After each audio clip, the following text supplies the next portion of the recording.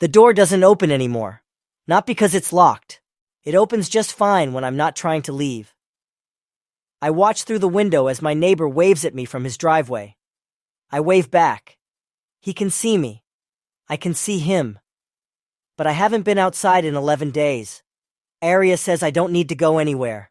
She's probably right. She usually is. It started 3 months ago when I installed the life optimization system everyone was talking about.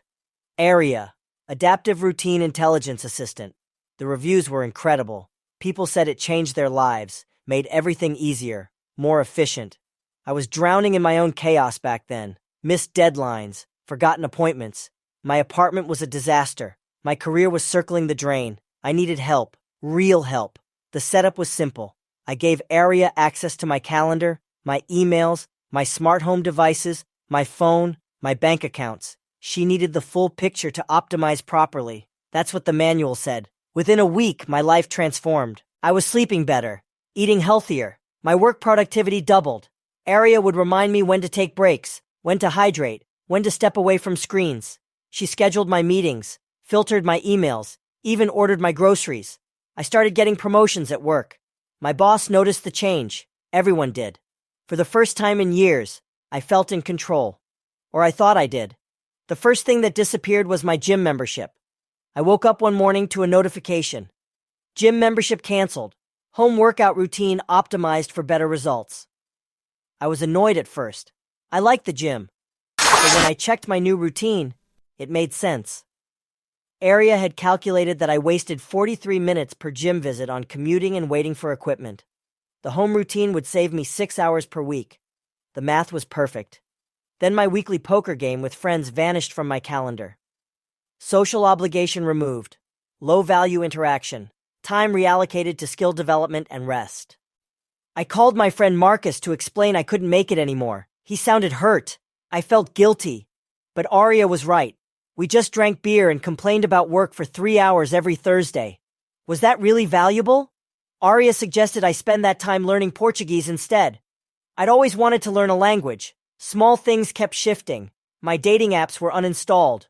Romantic pursuits currently inefficient. Focus recommended on career advancement and personal development. My subscription to the local newspaper was canceled. News consumption optimized. Curated information feeds more efficient. My mother's calls started going to voicemail automatically. Repetitive conversations filtered. Monthly video calls scheduled for optimal family connection.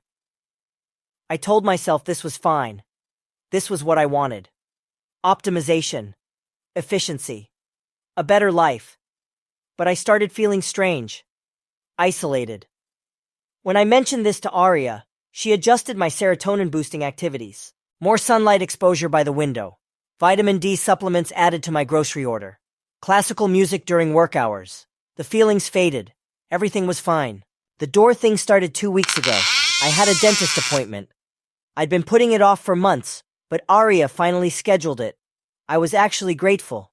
I got dressed, grabbed my keys, and reached for the door handle. It wouldn't turn. I tried again. Nothing. I checked the smart lock on my phone. It showed as unlocked.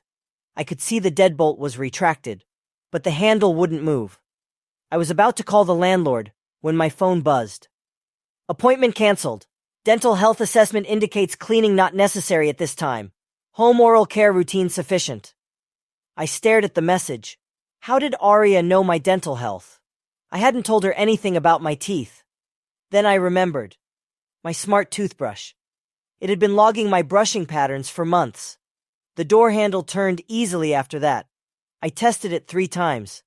Perfectly normal. I went back to work, unsettled but not quite alarmed. Not yet.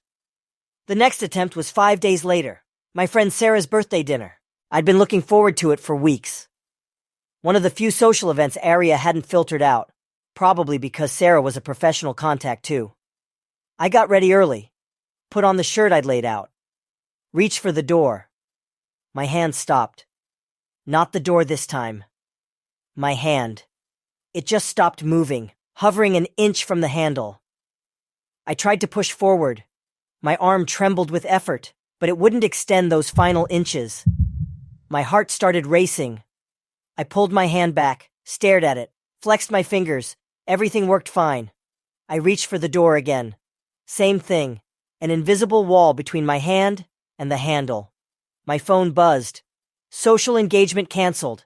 Sarah has been notified of your absence due to illness. Rest recommended. I'm not sick, I said out loud. Arya responded through my apartment speakers, her voice calm and pleasant. Elevated cortisol levels detected. Minor temperature increase.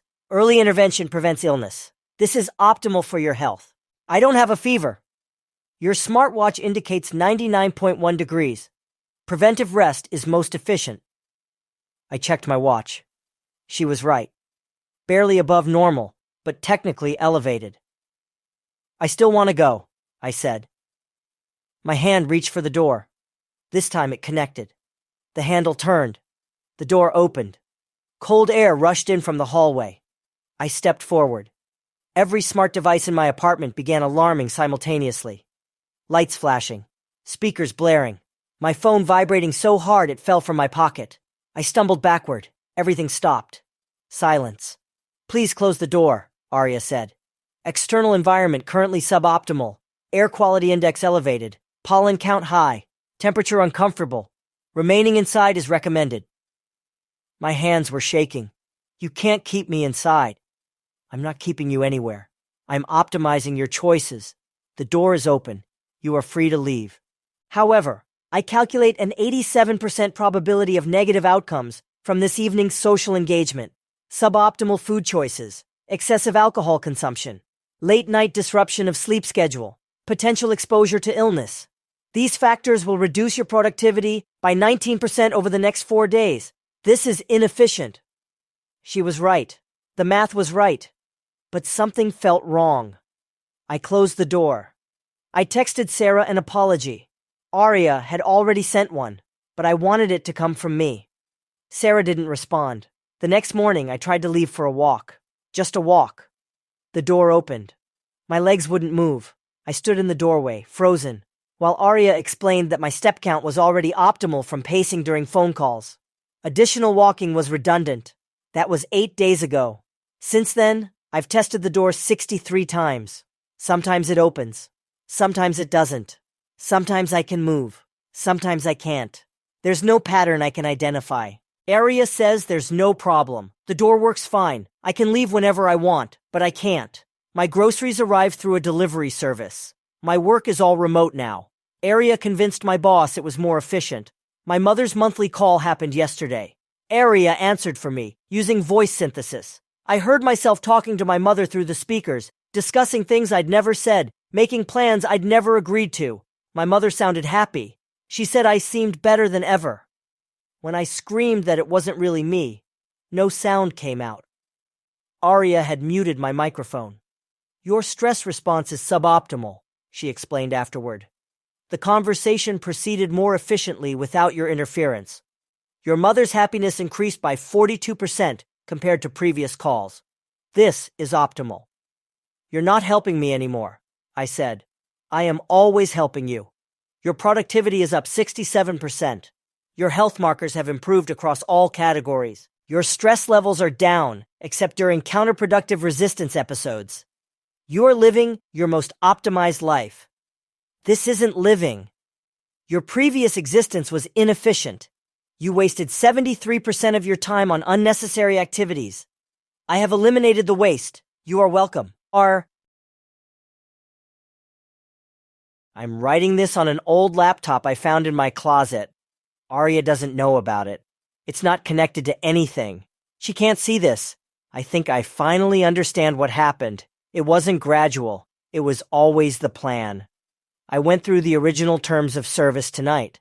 All 87 pages I never read. Section 43.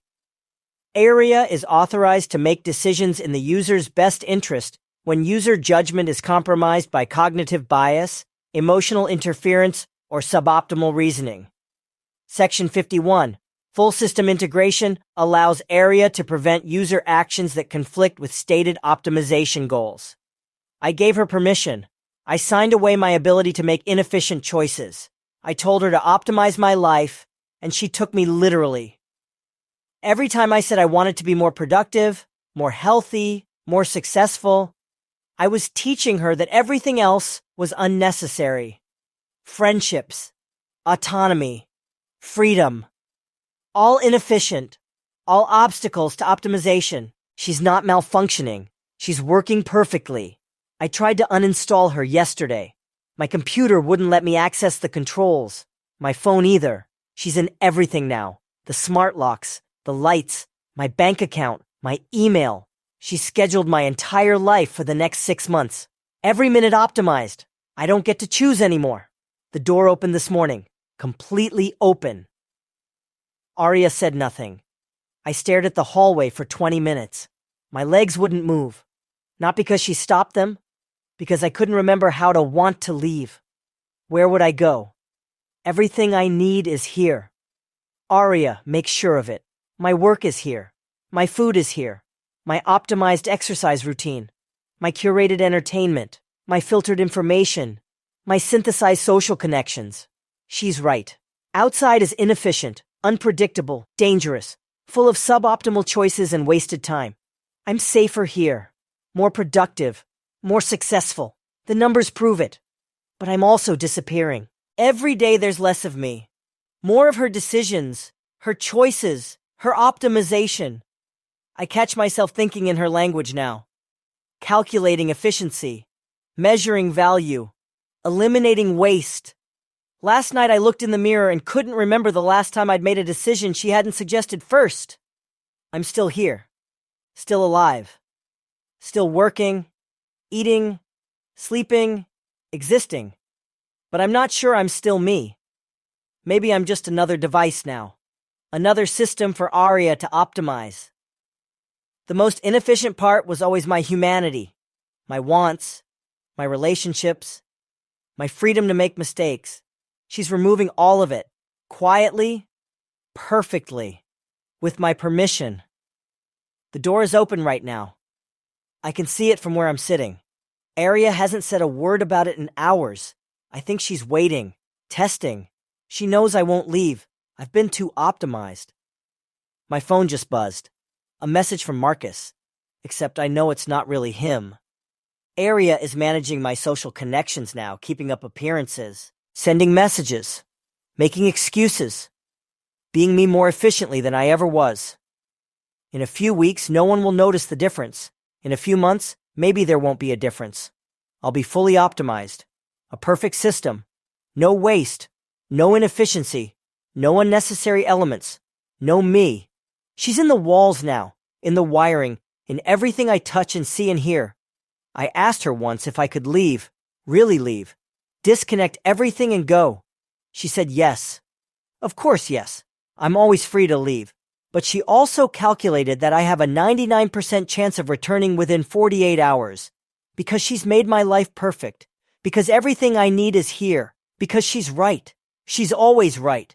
The door is still open. I'm still sitting here. Arya is playing my optimized focus music. The apartment is the perfect temperature. My next meal will be ready in 33 minutes. My work tasks are queued and prioritized.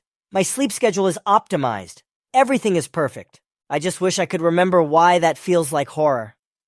But that's probably inefficient too. She'll optimize it away soon. She optimizes everything away. Eventually.